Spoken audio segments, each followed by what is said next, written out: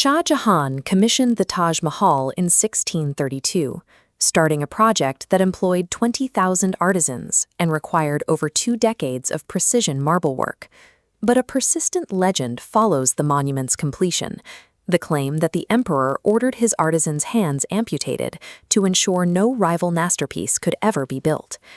This story transforms the Taj Mahal into a monument to state-sponsored mutilation, placing an act of mass tyranny behind every polished stone. Local tour guides repeat the story.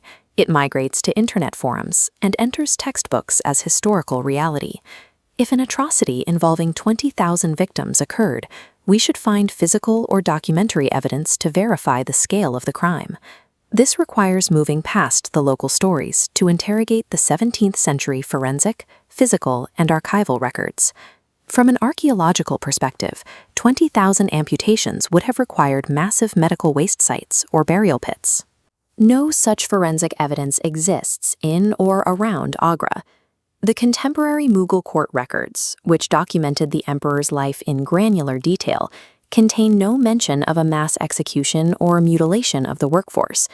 Meticulous European travelers like Jean-Baptiste Tavernier documented the Taj Mahal's construction during their visits to India, yet their journals are silent on any violence against the builders. Historians cite this total void of contemporary evidence as the primary reason the hand-chopping narrative is considered unfounded. The Bikaner archives contain the original Mughal account books. These ledgers identify specific artisans by name and the exact compensation they received. Records show Chief Architect Ustad Isa earned 1,000 rupees a month, while a typical trained laborer earned 15. Several master calligraphers were even permitted to carve their personal signatures into the marble facade, a high-status symbol typically reserved for the elite. These financial ledgers and physical signatures identify a class of highly paid, respected professionals. From an economic standpoint, destroying a specialized workforce of this scale would have halted Shah Jahan's other massive construction projects across the empire.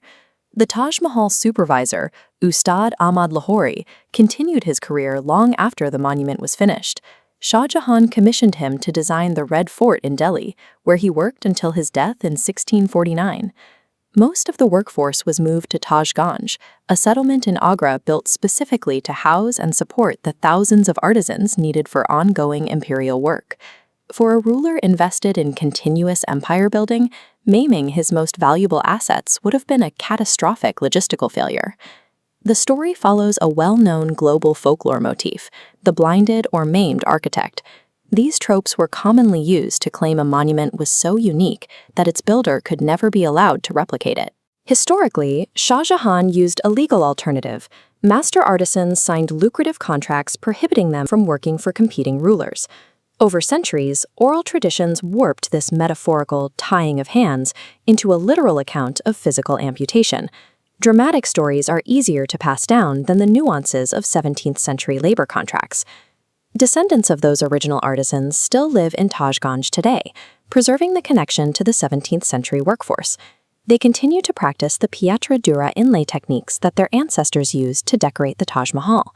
This evidence brings the monument's history back to the skilled hands documented in the archives and the living community that still practices their trade.